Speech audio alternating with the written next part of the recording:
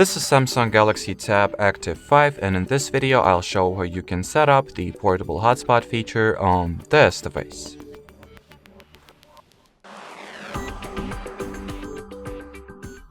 So to start, you will need to open the Settings tab.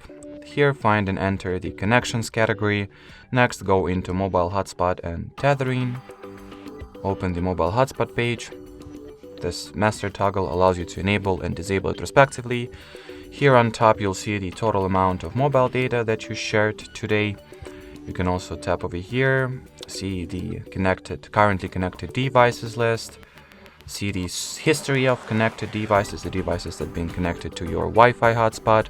You can set a data limit. You can see the statistics or hotspot usage report. Further, you can, obviously change your Wi-Fi hotspot name, the SSID, change its password, its band, and security protocol.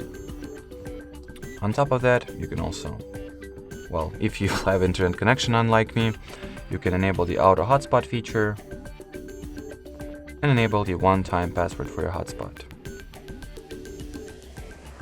So that will be more or less it for this video. So thanks for watching, thanks for your attention, and bye-bye.